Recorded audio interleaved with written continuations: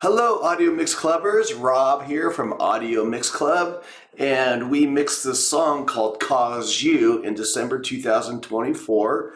And a couple of you have asked to know what I did in my mix, and I said I'd make a video and show you what I did, and I'm going to do that now. But there's a couple things that you need to know. One, I'm not showing you this because I think I did a great mix or it's anything special. Matter of fact, I just moved from my longtime studio to this temporary setup in my new house while I wait for my new studio to be built. But until then, I'm working on headphones, and I've never worked on headphones before. I've checked on headphones, but I've actually never mixed on headphones. This is my very first mix I've ever done on headphones. And so I just did what I normally do, except for I did try out a few new plugins that I've never tried before. So let's dive into this mix. Let's listen to a little bit of it, and then we'll talk about it. Here we go.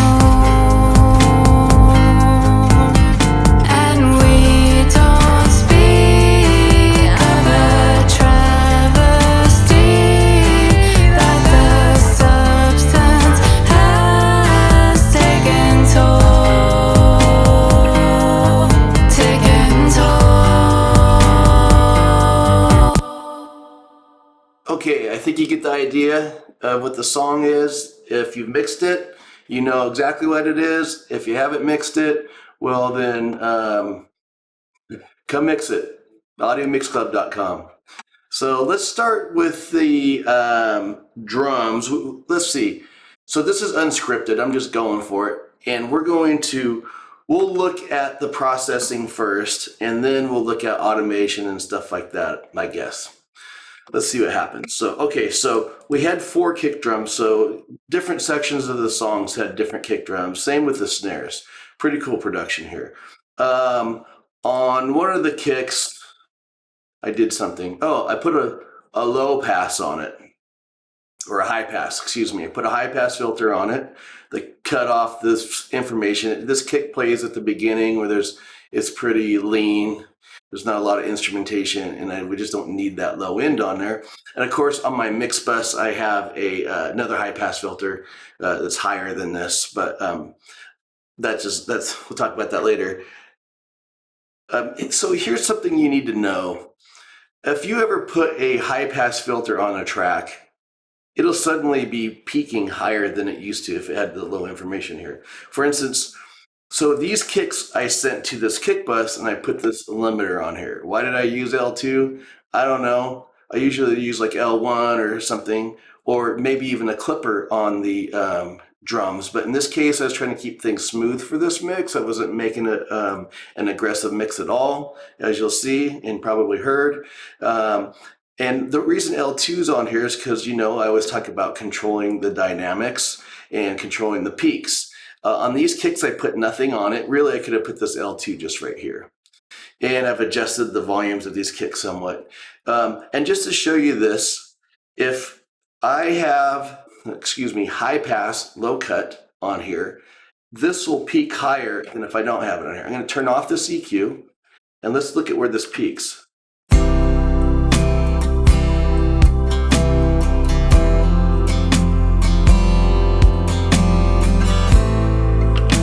You see that? Now let's turn this on and see where it peaks.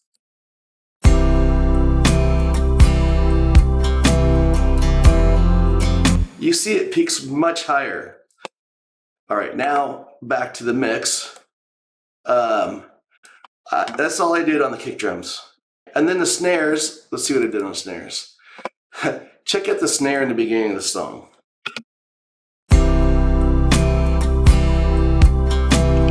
Now let's hear it without this EQ on it.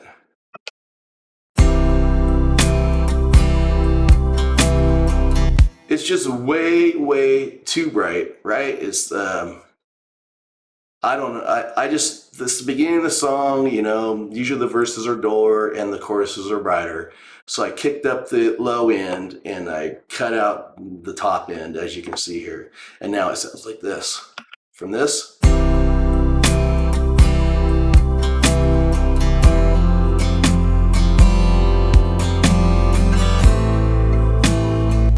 I'm looking at snares. So let's look at the snare. And what you can see here is on the snare, once the band comes in, watch what happens to the EQ. I've automated the volume of the snares and automated the volume of the kick, right? Because when everything comes in, you know, it's a little smaller, and as the instruments come in and the vocals, everything starts to grow. On this snare though, remember I have it doled out. So I've automated this top end here. Let's listen and see what happens. Don't speak it true, 'cause you don't mean what you say. So what I've done is I've allowed some of this 10K-ish, whatever, 9300 area. I've let it back in once the chorus starts. Brighten that snare back up. It pokes through better, and I just wanted that back. So that's kind of what's going on with this snare. Added some snare verb to that snare, which was nothing special probably. Bright toms is what I used. I probably messed with this stuff because it's not bright anymore. And then there's another snare in here. Again, I just took the top end on it. It was bright. Let's see if I did anything with that. I see we changed the gain on it.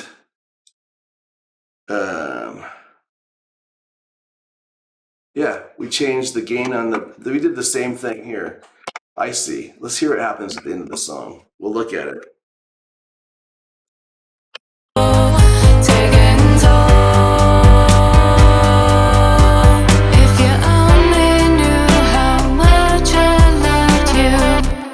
So again, when the verse or the chorus is going, I have the snare brighter, and when it goes back to kind of the end verse there, I dole out that snare so it's not so bright, and I felt like that worked.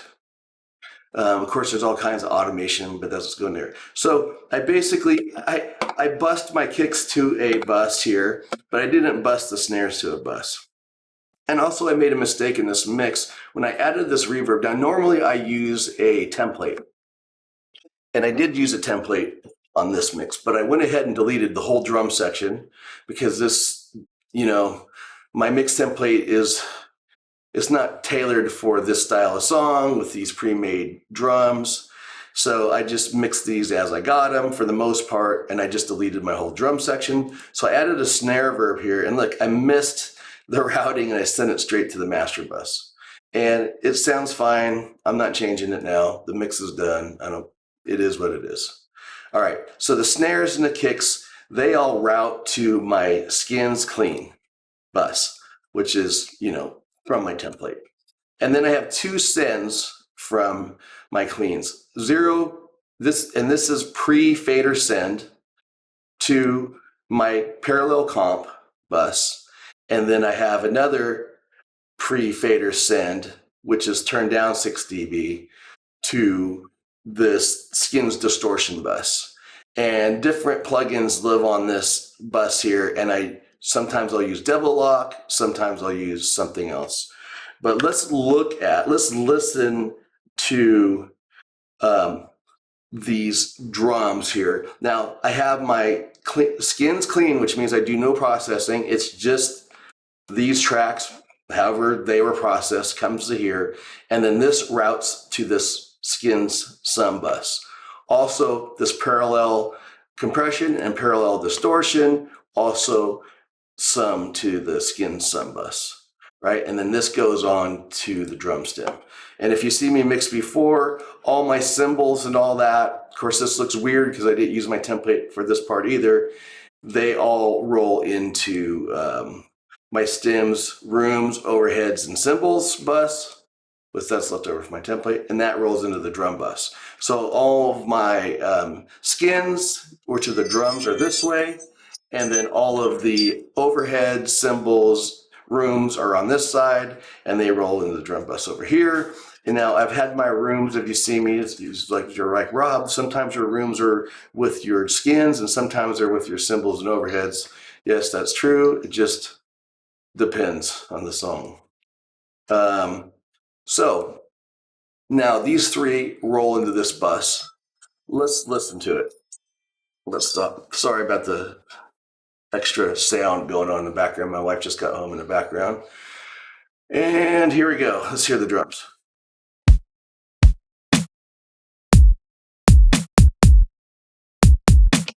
And let's turn off this parallel compression and distortion in here.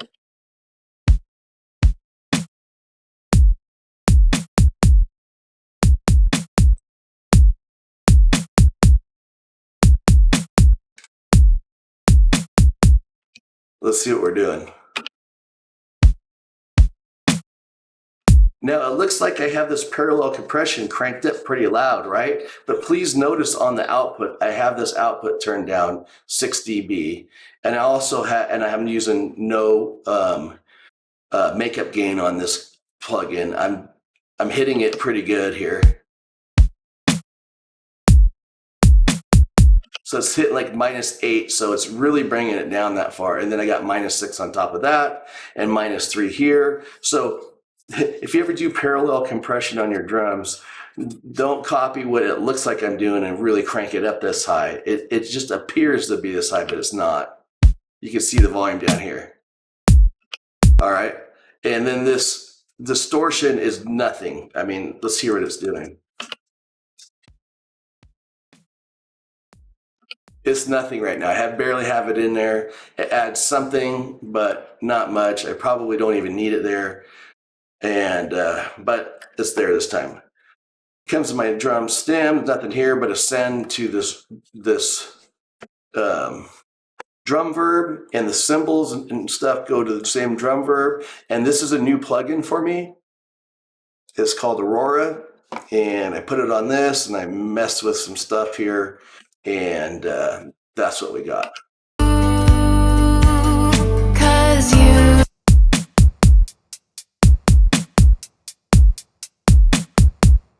Without the drum verb,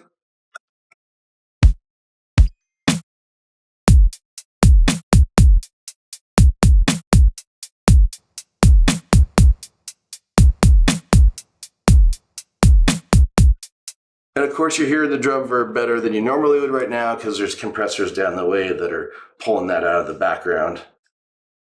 I need to figure out how to silence my phone. All right, so that's kind of what's going on with the drums here. Wait, cymbals. I did nothing to the cymbals, the hi-hats as they came. I did do something. I ran them to the bus and I put soothe on it. Let's see what happens.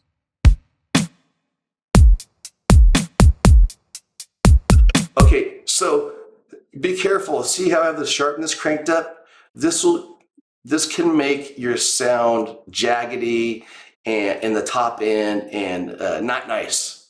Almost lo-fi's it, right? So let's hear it without this.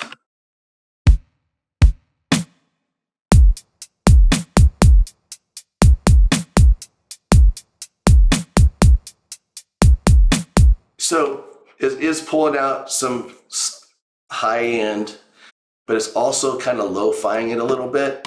And I used it more for the lo-fi effect to kind of ruin the sound of those cymbals a little bit, or hi-hats and stuff, because I didn't want them to sound pretty. And then of course on my drum bus, this all comes in my drum bus, I put a clipper on here. Let's see what this does.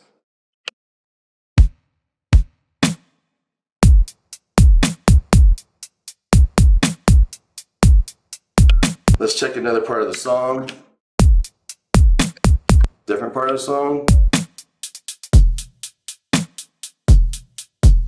So it's not doing much. It's just catching the occasional peaks that are adding up bigger than we want them to. And that's all that's doing. It's nothing else really. Now the bass guitar, we have a lot going on with this bass guitar. There's synth bass, 1 and 2, and then actual real bass. Let's see where the real bass plays, right here. And let's hear this.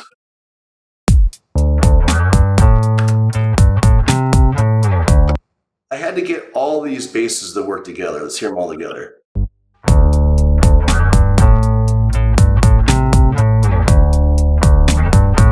So I took this regular bass, which just sounded like this. Okay, and first thing I did was roll off the bottom end, pull out some around 105, and take a top end off of it. That was the general shaping. Then I added this other EQ, and I really took out. You can see what I did here. I carved it up pretty good, right? Because there's already low end coming from the synth basses, and I decided I was going to let the low end come from the synth basses and not from this real electric bass that was played, just so that it would stay solid. And this synth bass was already playing before this real bass came in, and it already made the foundation for the song. So, and then I hit hit a compressor. So I used a 3-band compressor. Held down the bottom end. Compressed the middle and got all the spiky stuff off the top. All right, and I followed that by an equalizer. I must have felt there's a little bit too much right there. That's all we did there. And then I clipped this. And so what's going on here on this bass line, if we take off, well, let's just look at the original signal compared to the output here. Let's look at it. See the original signal here? It's like spiky and it's up and down in different volumes. And then look at the volume here coming out of this bass. This is the real bass guitar here.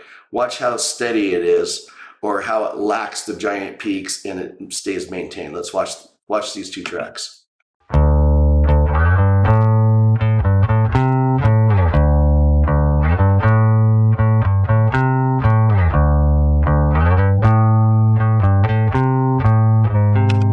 So you can see the dynamic range of my bass track has been contained. You're gonna need that.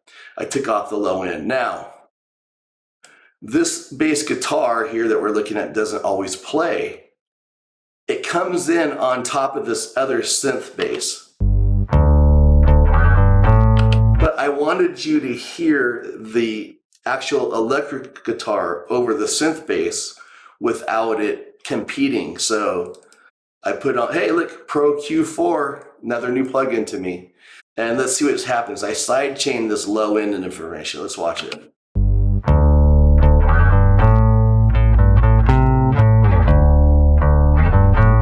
So what we're doing here is whatever extra sound that we've added from this new bass that just came in, this electric bass, I'm pulling that out of the synth bass that we were hearing before this bass came in.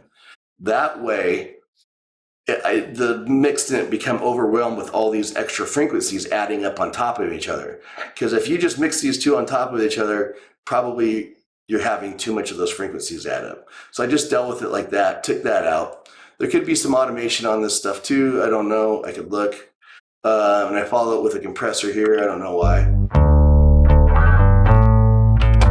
All right. So let's look at this as well. I want to see where the sidechain is coming from. Just the basses, okay. And then I did the same thing. So let's listen to this in context of what we're talking about here so you get an idea of what's happening.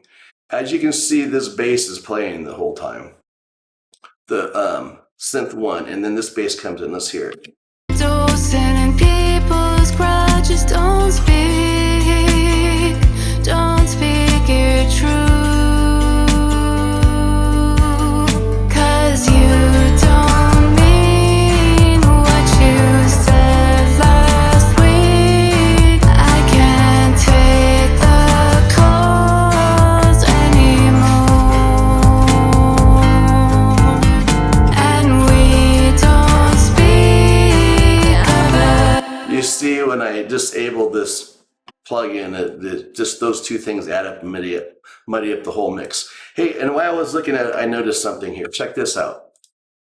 This synth bass plays all the way through both sections. It plays from this verse, pre-chorus, straight into the chorus.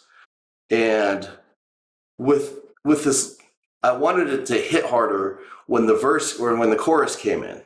Otherwise, it was just going to run from the verse to the chorus, and it just wasn't going to hit as hard. So what you could do automation and stuff.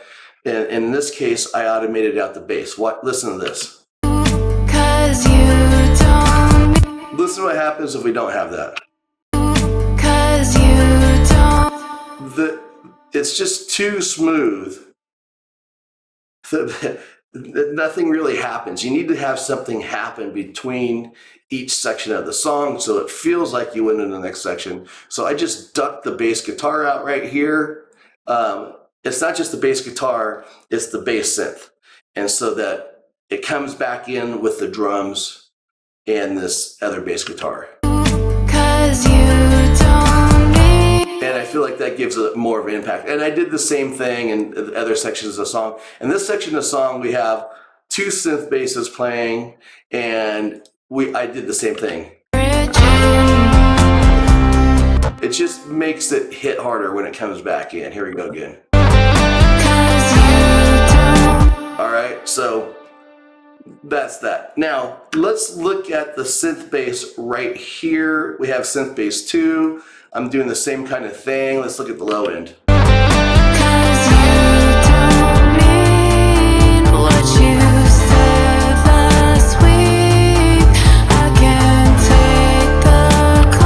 So this one is, let's see what this is sidechained off. Okay, so this one has more of that low end growl on it, I guess. I cut most of it out because I've already established I'm getting the low end from the synth bass 1. And then I sidechained it to all the kick drums, which I could have just did it to the kick bus, but that's what I did. All right, just to kind of keep that low end clean. I also added some saturation onto this synth.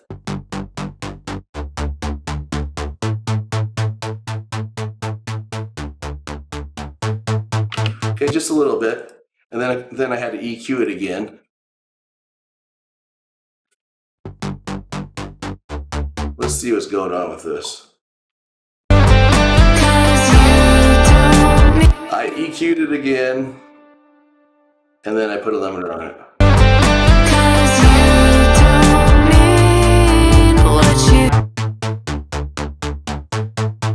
And as you can see, this limiter, sometimes I talk to you guys about putting a limiter on, the next thing you know, you're just crushing your tracks with the limiter.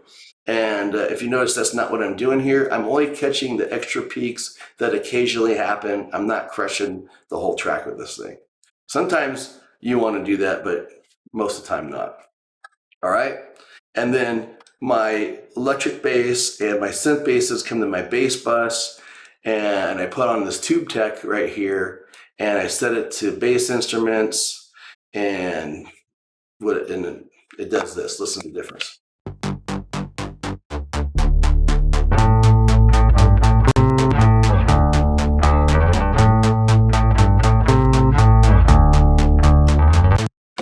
It kind of dulls out the top end slightly, but it does make the bottom end more solid.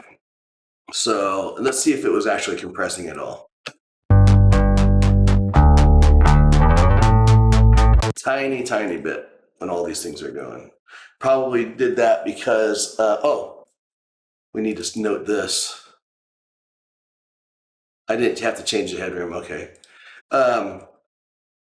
Probably did that because all these basses add up and get probably too loud, so I use that little compressor on there to just rein that in a little bit.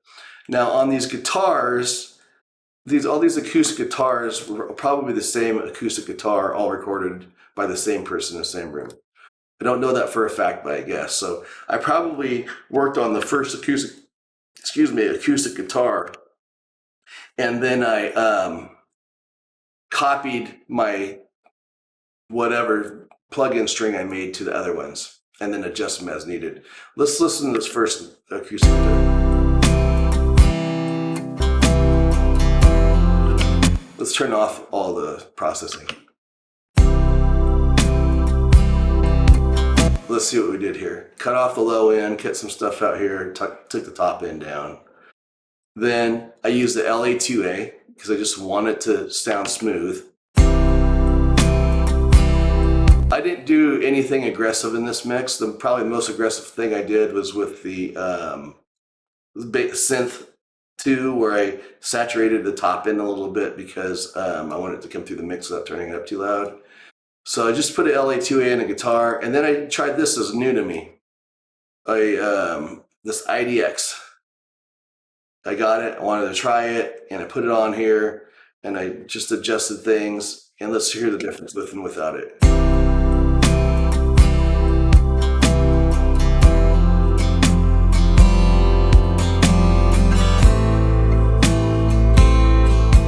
So it's making it sound a little bit more articulate, and then I used L2, I guess, or I guess it's L2. It is. And I generally have L1 like on my guitars, but these acoustics made it distort in a way I didn't like it, and I threw this L2 on there.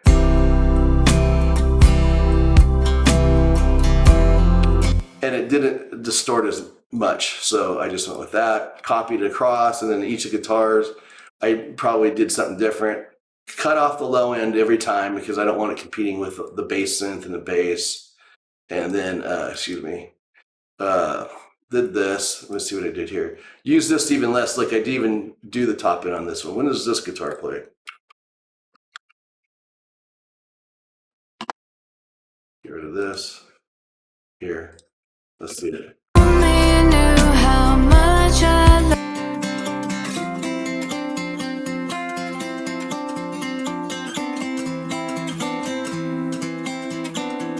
All right, so it's barely doing anything, and I know you get the shiny new plug-in, and if you crank this up, you're like, wow, that sounds cool, and you want to leave.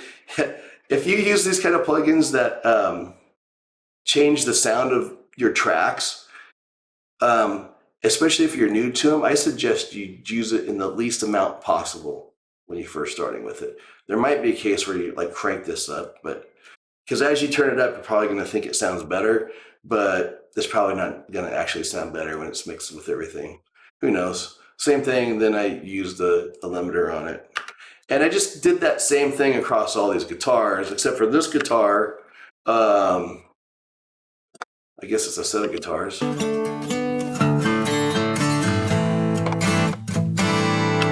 Okay. I did the EQ, just cut off the low end. I let more low end on this one than the others for whatever reason. And use the compressor on it.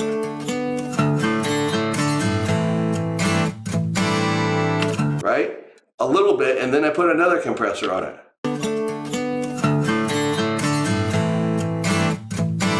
So that's that, and then I use this thing again.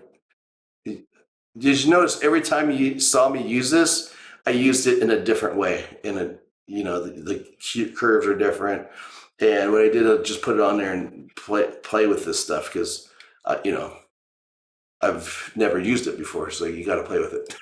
So that's what I did with the guitars, as you can see. There are some guitars here, I guess I didn't use this chain. I just use a guitar. What is this guitar? Lead guitar? Where's this at? Right here. Let's hear it. If you only knew how much I loved you. If you only knew how much I loved you.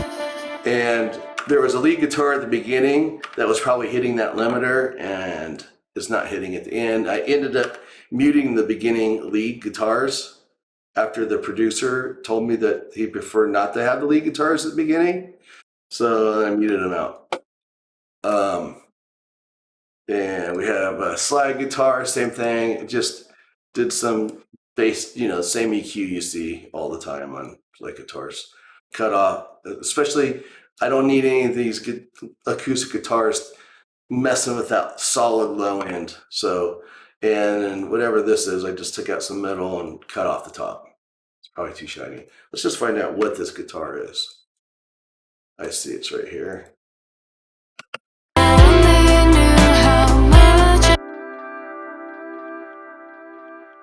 I see. Some kind of slide thing. What's this?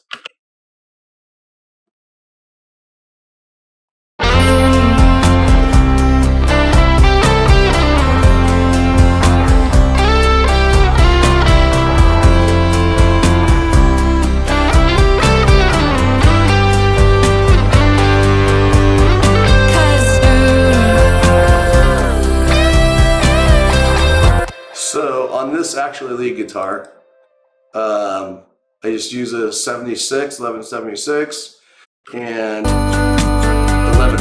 My favorite gin.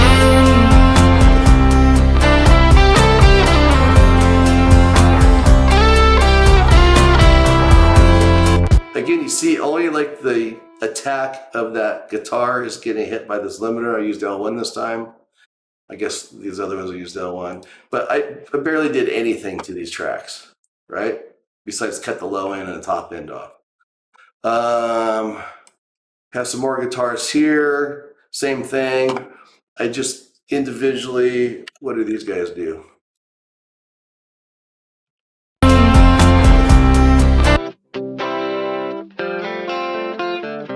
I see.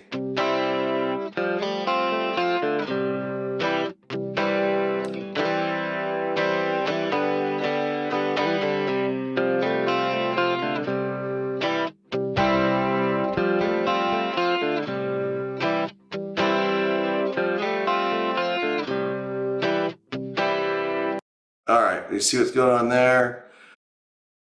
They're the same things with the other guitars. As you can see, these guitars, whatever they are, I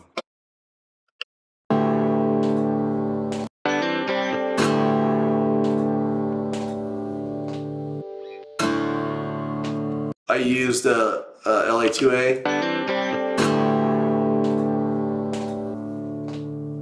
Lots of bleed with whatever's going on in the background there, and embrace it, let it rock. Sounds good in the mix. Let's hear it in the mix.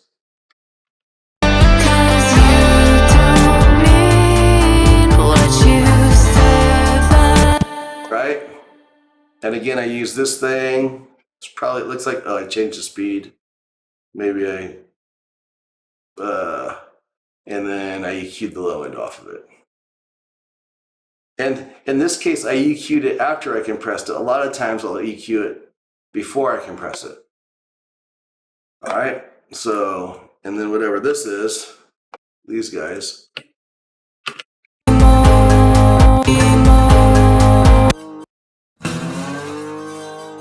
Oh, that's cool. I use LA2A. Give it some smooth sustain. Put this thing on it.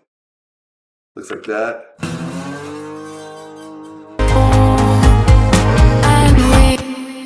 Now we get to the keyboard section. Let's see what we got here. We've got some organs. I think they play like the beginning. And in this section, we have all these keyboard parts. And let's check the automation on this section. So in this section, you can see it's important because you gotta, so when I mix this, what I do, and I do with every song that has a bunch of extra parts, I call them. And what it is I mix the most important elements of the song, the bass, the drums, the vocals, and maybe it's a piano or a guitar, or whatever the main elements of the song are. And then once those are all going, I come back and try to figure out how to fit this extra stuff in that's happening, like ear candy in the background, right? And that's exactly what I did here. And also to keep all this stuff heard, besides popping up the different volumes of things when you want to hear it, right? See? Just turning things up and down. What is this? I'm doing this basically on all these tracks. I'm just turning them up and down when I want to hear them. What's this? Right? Turning things down, turning other things up, and that just happens throughout this mix. Especially in this section here. Let's hear it.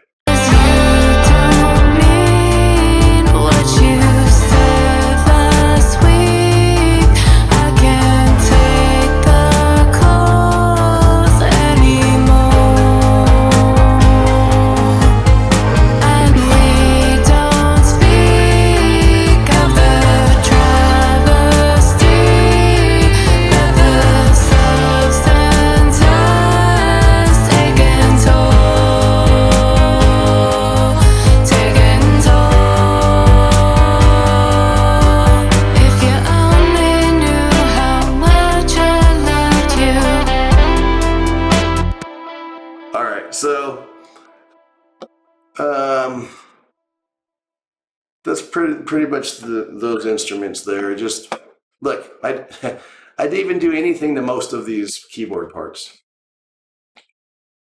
But I do want to point this out that I have like all these parts going to this EQ where I cut off the whole bottom end of all of these extra keyboard parts and pianos and lows and highs. And even if these parts had low end in it that you think you want to hear, I just cut it off because I already have so much low end from the low end instruments. I can't add more from these other things, right? So I got rid of it.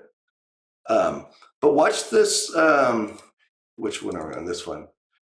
So on these keyboard parts, I use this tube tech again, put it on keys and guitars, and I turn down the headroom. You want to pop open this button here if you ever use this plugin and adjust this headroom if you want to get the compressor to work in the right spot and to hit this that changes tone and characteristics as you turn this knob up and down, but also as you drive it harder by changing this headroom, which is like changing the input and output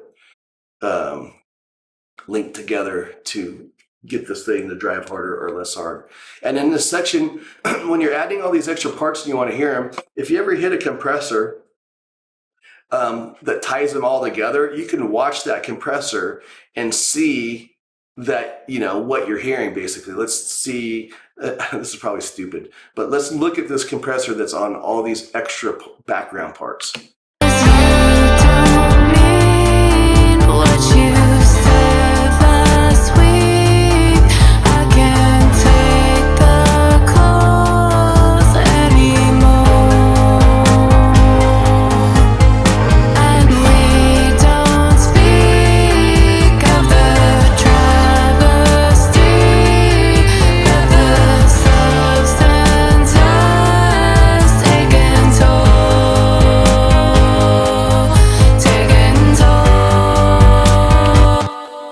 So you get it.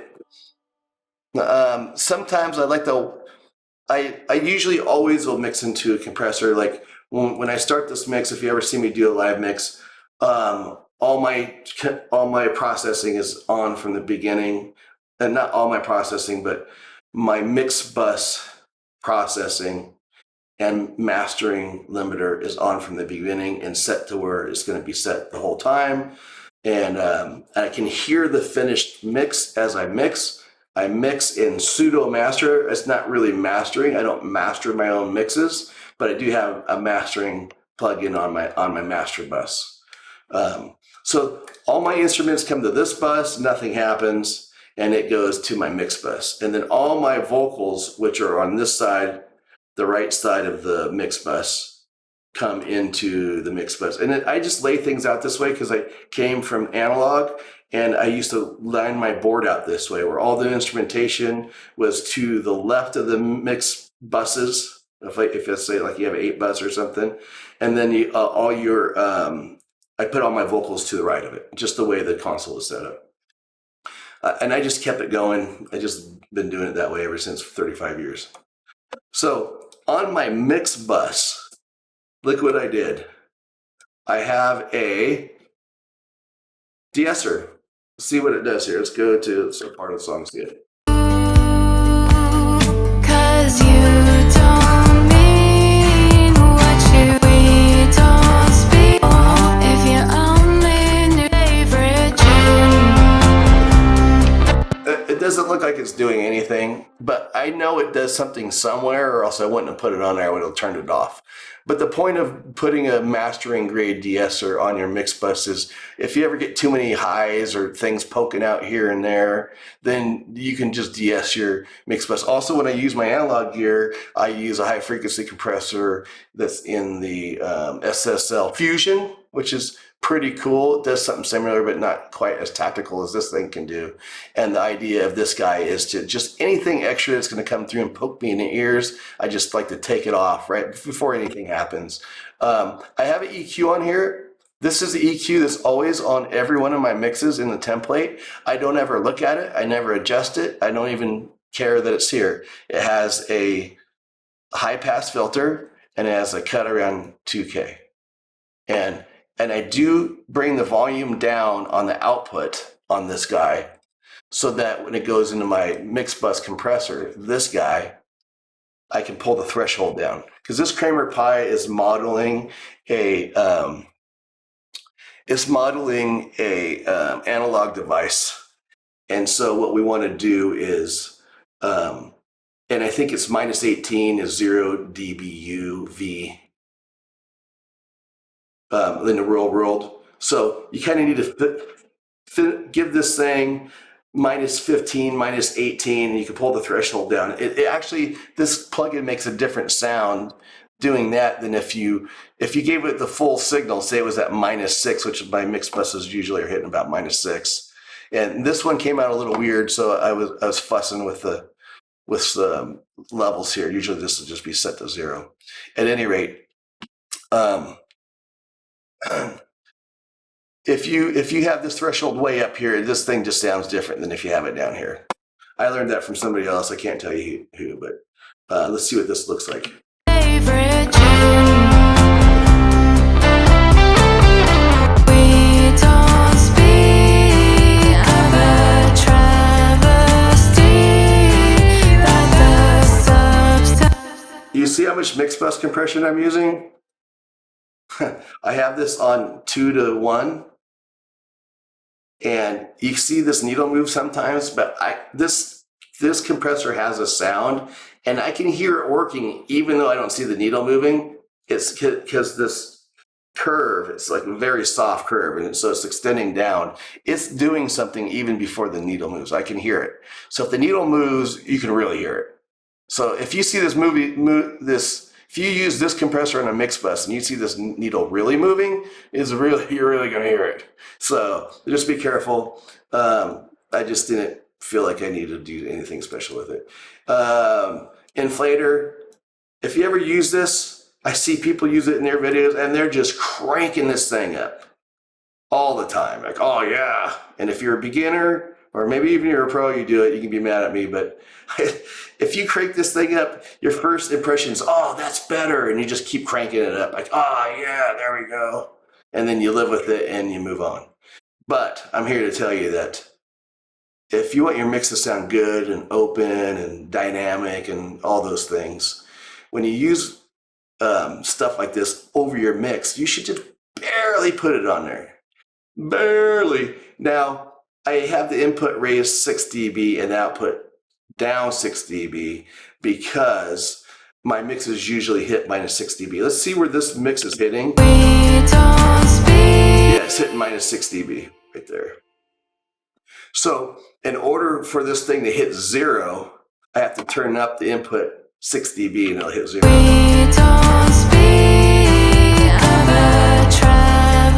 But then I turn it back down so it comes back out of the plugin. Same. Here's without it.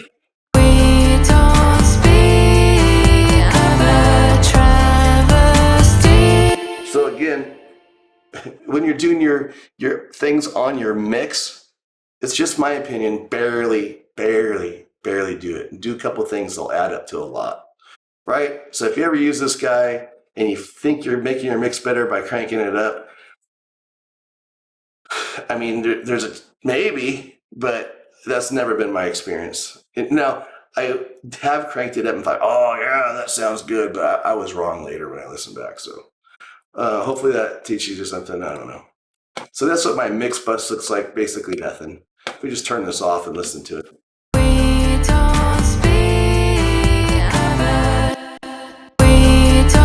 It's not gain match this time. Usually it would be with my normal template. It's just not this time. So fail. Okay, all vocals. So I have these vocals and I kind of combine these vocal tracks and just for the verses and send them to a bus, simplify things. Now, these vocal tracks, before I mixed them, I came to the track and I before they were all chopped up like this, I just used this silence strip after the fact. But I come here, enable the insert effects, and I probably used RX Repair Assistant. Of course, it was across this whole track, not just on this one piece. And this, yeah, right here. And I denoised it. I probably denoised it and de-reverbed it. I know that's what I did to it. A little. Like the noise is probably like down to here, and the reverb is probably like this. Because this tracks had, like, you could hear the small room it was recorded in because it was so over compressed. And it had effects on it. I just tried to get rid of some of that a little bit because it did ruin the quality of the track a little bit when I did that. But that's all right. That's what I did. All right. And then and I just ran the tracks and watch what I did with Soothe here. If you only knew how much I love you, you'd stop the things that keep me coming unglued. Normally I wouldn't use it like this. I would never let it go that far. But on this one verse, on this one piece of, vocal line, it was so harsh. The vocal was so hard to listen to that I had to pull that stuff out like that. All right, now here's the thing. My verse tracks go to a verse stem. This is on here from the template. It doesn't need to be there. Just erase it. It's not doing anything. It's not even on. So here's Pro Q4 again. Now, on this first stuff, I can hear this Pro Q4. It does not work as well as Soothe as far as I can tell, but it's more flexible. And so let's see what we did here. If you only knew how much I love you, you'd stop. You can see how much high frequency information is at 10K. It's like they took a 10K knob and they turned it up 20 dB on the vocal, the way it came. And they saturated the top end, the pop thing where you get the air on the vocal. That's what it sounds like. And they just went way too far. So I pulled some 10K out here and then also did this new Pro Q4 thing. They'll probably make this sound better. And took out some extra frequencies here. And let's see what we did here. So that's straight up. straight up just. If you only knew how much I love you, you'd stop the things that keep me coming unglued. I didn't want this first vocal to be too bright, because then when the chorus came in, you know, where do you go with it? So I was just pulling out these extra frequencies. Pro Q4 just came out. I tried the first time I used it was on this mix, and I tried it out. I actually haven't. This was my first mix I did in like 10 weeks because, you know, I was moving. I had to tear my whole studio out and move. So I bought these plugins that you see me use, but I never use them until this mix. So that's what that looks like. And then the chorus comes in. 'Cause you don't mean what you said last week. I can't take the Same thing, I'm just nailing it. Let's look at these EQs. De-esser. 'Cause you don't mean what you said. I'm not de-essing this one as much. And it's already compressed, so I'm probably barely compressing it. 'Cause you don't mean what you. I'm compressing this one more. Let's see what we did for compression on this first vocal. If you only knew how much I love you, you'd stop the thing. Just a little bit because it's already over compressed. And vocal tracks. I don't know if I did any trick automation or anything. Probably automated some stuff. You know, I'm always automating stuff. Volumes. This is, you know, probably an effect. It is. Much I loved you.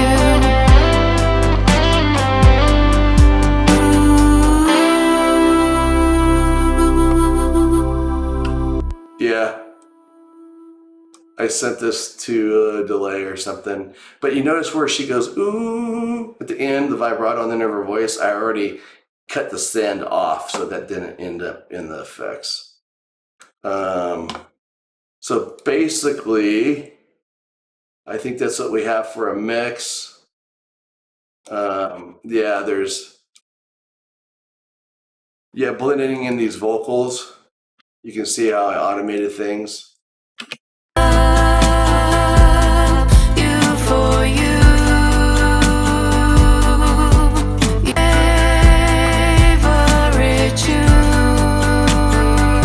So yeah, I had to really automate it a lot in order to keep that backing vocal where I wanted it. Here's something I heard in these tracks. Listen, it was over compressed, like right here. Listen to this. Watch. Watch it without this. Actually, I did the wrong thing.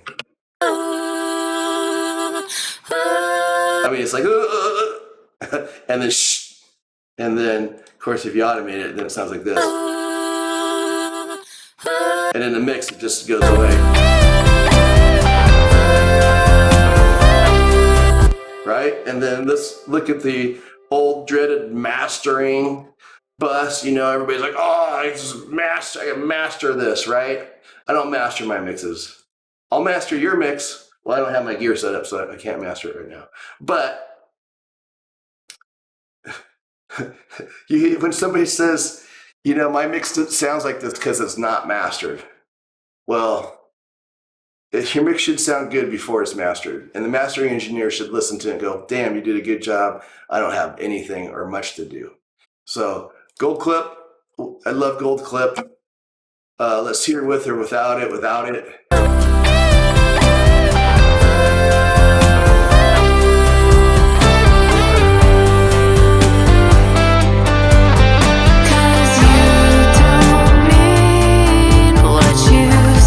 So what we're doing here is I got a clipper.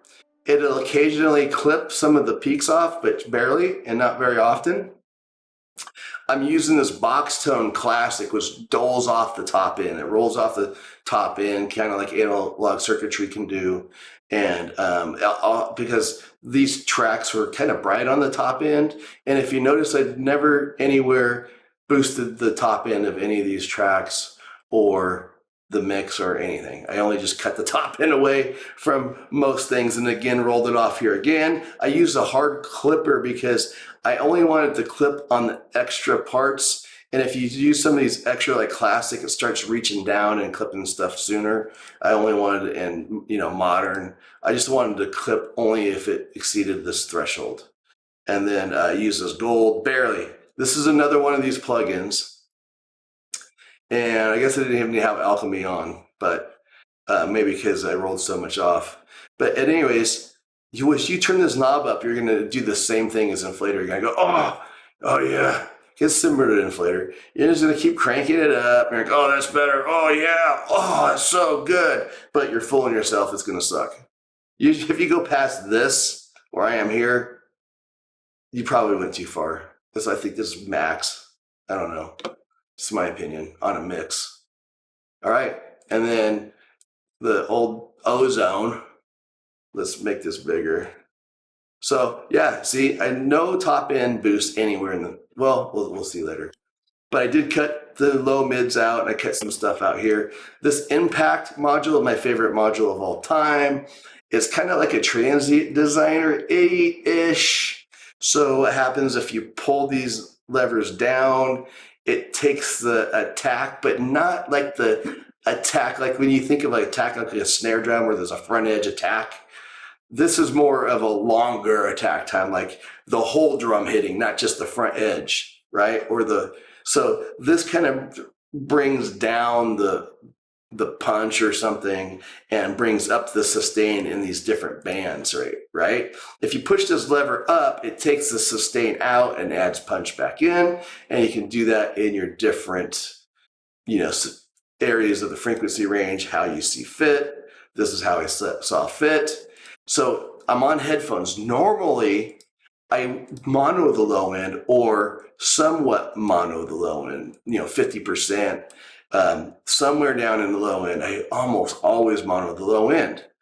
But I'm on headphones and and I know it's probably a mistake not to do it, but on the headphones, I just liked it better, not mono the low end. So I don't know. If I was on speakers, I'd probably mono that low end. I didn't do it this time. All right, so there's that. I used this clarity at 14, no tilt. Let's see what that did. It helped pull out some of this mids stuff here, added some top end. Stabilizer on hip hop. You want to know why? That frequency curve just worked.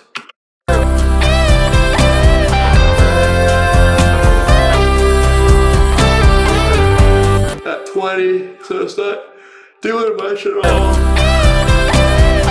If you only knew how much I love, if you only knew, 'cause you don't mean what you said last week.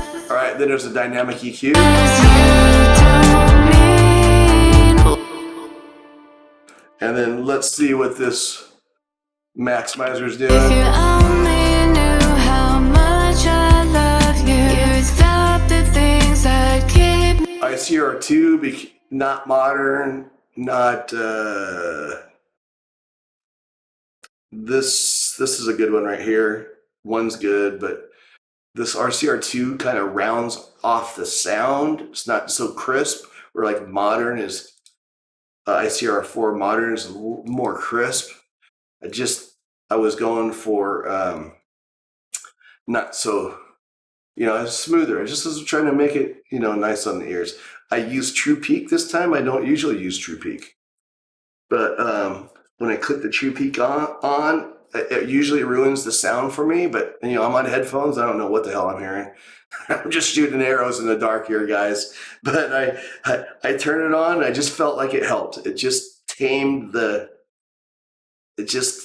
I just like, maybe my converters on these crappy headphone converters were clipping, and when I turned that on, they quit clipping, and maybe that's what I was hearing. But it like smoothed out the sound in a good way this time, the way I was hearing it.